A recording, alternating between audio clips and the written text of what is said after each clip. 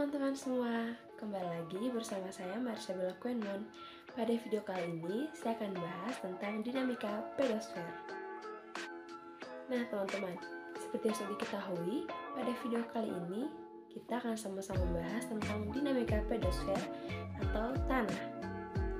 Iya, tanah tempat kita berpijak saat ini. Penasaran? Yuk kita langsung ke pembahasannya.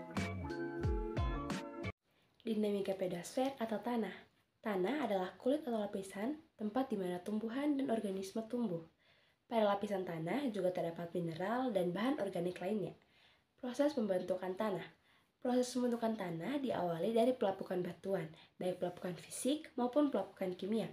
Dari proses pelapukan ini, batuan akan menjadi lunak dan berubah komposisinya. Pada tahap ini, batuan yang lapuk belum dikatakan sebagai tanah, tetapi sebagai bahan tanah atau regolit, karena masih menunjukkan struktur batuan induk. Proses pelapukan tanah terus berlangsung hingga akhirnya bahan induk tanah berubah menjadi tanah. Proses pelapukan ini menjadi awal terbentuknya tanah. Nah, ada pula faktor-faktor yang mempengaruhi pelapukan dan proses pembentukan tanah. Faktor-faktor tersebut adalah sebagai berikut. Yang pertama, iklim. Unsur-unsur iklim yang mempengaruhi proses pembentukan tanah, terutama unsur suhu dan curah hujan. Yang pertama, suhu atau temperatur. Suhu akan berpengaruh terhadap proses pelapukan bahan induk. Apabila fluktuasi suhu tinggi, maka proses pelapukan akan berlangsung cepat sehingga pembentukan tanah juga cepat. Yang kedua, curah hujan. Curah hujan akan berpengaruh terhadap kekuatan erosi dan pencucian tanah. Sedangkan pencucian tanah yang cepat menyebabkan tanah menjadi asam atau pH tanah menjadi rendah. Faktor berikutnya adalah organisme, meliputi vegetasi, jasad renik, atau mikroorganisme. Organisme sangat berpengaruh terhadap proses pembentukan tanah. Dalam hal yang pertama membantu proses pelapukan, baik pelapukan organik maupun pelapukan kimiawi. Pelapukan organik adalah pelapukan yang dilakukan oleh makhluk hidup, seperti hewan dan tumbuhan. Sedangkan pelapukan kimiawi terjadi oleh proses kimia, seperti batu kapur yang larut oleh air. Yang kedua, membantu proses pembentukan humus. Tumbuhan akan menghasilkan dan menyisakan daun-daunan dan ranting-ranting yang menumpuk di permukaan tanah. Daun dan ranting itu akan membusuk dengan bantuan jasad renik atau mikroorganisme yang ada di dalam tanah. Yang ketiga, pengaruh jenis vegetasi terhadap sifat-sifat tanah sangat nyata terjadi di daerah beriklim sedang seperti Eropa dan Amerika. Vegetasi hutan dapat membentuk tanah hutan dengan warna merah, sedangkan vegetasi rumput membentuk tanah berwarna hitam karena banyak kandungan bahan-bahan organik yang berasal dari akar-akar dan sisa-sisa rumput. Yang keempat, kandungan unsur-unsur kimia yang terdapat pada tanaman berpengaruh terhadap sifat-sifat tanah. Contohnya, jenis tanaman cemara akan memberi unsur-unsur kimia seperti Ca, Mg, dan K yang relatif rendah. Akibatnya, tanah di bawah pohon cemara derajat keasamannya lebih tinggi daripada tanah di bawah pohon jati. Faktor berikutnya adalah bahan induk. Bahan induk terdiri atas batuan vulkanik, batuan beku, batuan sedimen atau endapan, dan batuan metamorf. Batuan induk itu akan hancur menjadi bahan induk, kemudian akan mengalami pelapukan dan menjadi tanah. Tanah yang terdapat di permukaan bumi sebagian memperlihatkan sifat, terutama sifat kimia, yang sama dengan bahan induknya. Bahan induk terkadang masih terlihat pada tanah baru. Misalnya, tanah bertekstur pasir berasal dari bahan induk yang kandungan pasirnya tinggi. Susunan kimia dan mineral bahan induk akan mempengaruhi intensitas tingkat pelapukan dan vegetasi di atasnya. Bahan induk yang banyak mengandung unsur Ca akan membentuk tanah dengan kadar ion Ca yang banyak pula. Akibatnya, pencucian asam silikat dapat dihindari dan sebagian lagi dapat membentuk tanah yang berwarna kelabu. Sebaliknya, bahan induk yang kurang kandungan kapurnya membentuk tanah yang warnanya lebih merah. Faktor berikutnya adalah topografi atau relief.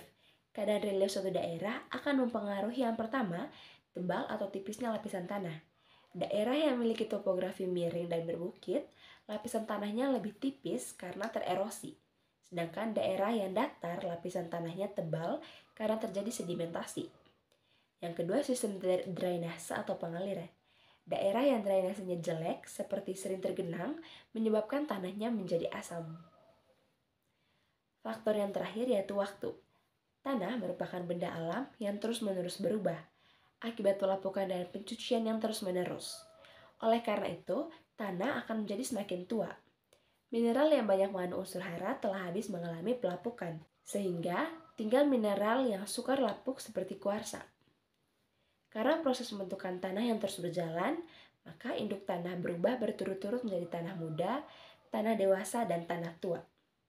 Lamanya waktu yang diperlukan untuk pembentukan tanah berbeda-beda. Bahan induk vulkanik yang lepas-lepas seperti abu vulkanik memerlukan waktu 100 tahun untuk membentuk tanah muda dan 1000 sampai 10.000 tahun untuk membentuk tanah dewasa. Berikutnya adalah ciri-ciri tanah. Komposisi tanah yang beraneka ragam mengakibatkan tanah memiliki sifat fisika, kimia, dan sifat biologi yang beragam. Nah, komposisi tanah tersebut adalah sebagai berikut. Yang pertama, sifat fisika tanah. Sifat fisika tanah terdiri atas yang pertama, tekstur tanah, struktur tanah, konsistensi tanah, lenggas tanah, udara tanah, dan warna tanah. Yang kedua, sifat kimia tanah. Penentuan sifat kimia tanah antara lain kandungan bahan organik, unsur hara, dan pH tanah. Tanah yang kita lihat adalah suatu campuran dari material-material batuan yang telah lapuk. Material organik, bentuk-bentuk kehidupan, udara, dan air. Bahan organik terdiri atas sisa-sisa tanaman serta hewan dalam tanah, termasuk juga kotoran dan lendir-lendir serangga, cacing seperti binatang besar lainnya. Yang ketiga, sifat biologi tanah. Dalam tanah terjadi proses-proses yang menghasilkan sifat biologi tanah.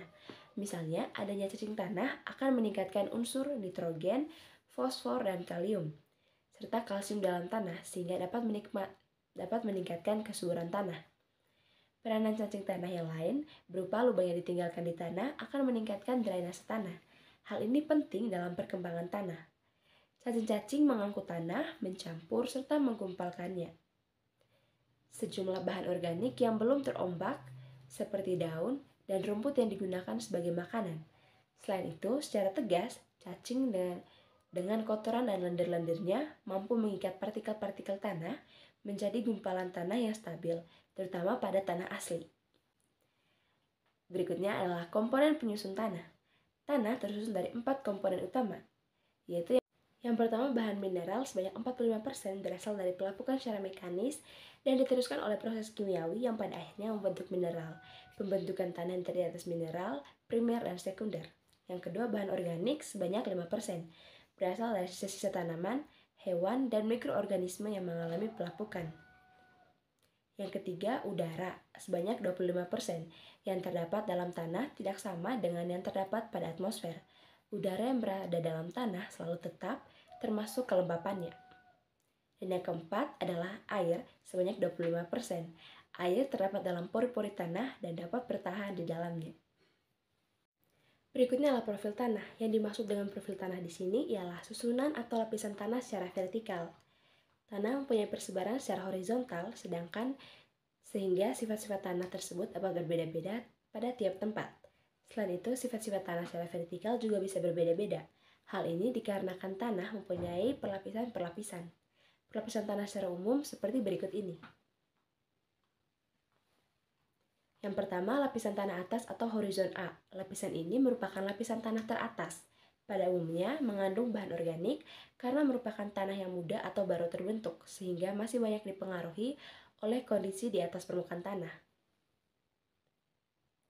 Lapisan ini ditandai dengan adanya zona perakaran dan kegiatan jasad hidup di tanah. Yang kedua, lapisan tanah bawah atau horizon B. Lapisan ini juga mengandung bahan organik, tetapi kurang dibandingkan dengan lapisan tanah atas. Lapisan ini merupakan zona pengendapan partikel tanah yang tercuci dari horizon A. Yang ketiga adalah regolith. Pada lapisan ini terdiri atas tanah yang sudah terbentuk, tetapi masih menunjukkan ciri-ciri struktur batuan induk. Dan yang keempat adalah bahan induk atau bedrock. Lapisan ini merupakan lapisan batuan induk yang masih padu. Yang kelima adalah jenis-jenis tanah. Yang berikut.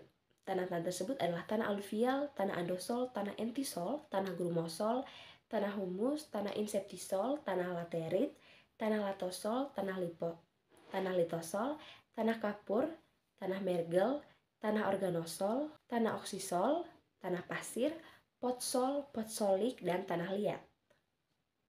Berikutnya adalah manfaat tanah. Pemanfaatan tanah antara lain sebagai berikut. Yang pertama, tempat tumbuh dan berkembangnya perakaran. Yang kedua, penyedia kebutuhan primer tanaman seperti air, udara, dan unsur-unsur hara. Yang ketiga, penyedia kebutuhan sekunder tanaman seperti zat-zat pemacu tumbuh yaitu hormon, vitamin, dan asam-asam organik, antibiotik dan toksin anti hama, enzim yang dapat meningkatkan kesediaan hara. Yang keempat, sebagai habitat biota tanah, baik yang berdampak positif karena terlibat langsung atau tak langsung dalam penyediaan kebutuhan primer dan sekunder tanaman tersebut, maupun yang berdampak negatif karena merupakan hama dan penyakit tanaman. Berikutnya, lahan potensial dan lahan kritis. Perbedaan lahan potensial dengan lahan kritis. Lahan potensial adalah lahan yang secara fisik kimiawi dan ekonomi cukup menguntungkan, tetapi belum dimanfaatkan secara optimal. Sedangkan lahan kritis adalah lahan yang sudah tidak berfungsi lagi sebagai media pengatur tata air dan unsur pertanian yang baik. Faktor penyebab terjadinya lahan kritis antara lain meluasnya lahan kritis atau degradasi lahan di permukaan bumi, yaitu akibat proses alam dan perilaku manusia dalam memanfaatkan lingkungan. Faktor penyebab lahan kritis baik akibat proses alam yaitu erosi, tanah longsor, dan pencucian tanah. Sedangkan faktor penyebab lahan kritis baik akibat perilaku manusia, misalnya perusakan hutan, pertanian sistem lada berpindah, kegiatan pertambangan terbuka, dan sistem pertanian di pegunungan yang tidak menggunakan terasering atau sengkedan. Berikutnya, upaya penanggulangan kerusakan tanah. Demi mempertahankan kelangsungan hidup kita, sudah saatnya tindakan penyelamatan lingkungan kita lakukan. Berikut ini contoh tindakan dalam menanggulangi kerusakan tanah, yaitu mengendalikan erosi dan mengawetkan tanah. Nah, teman-teman, kita sudah sampai di penghujung video. Itu tadi semua pembahasan tentang dinamika pedosfer atau tanah. Untuk teman-teman yang sudah menonton video ini hingga akhir, saya ucapkan terima kasih dan sampai jumpa dalam kesempatan.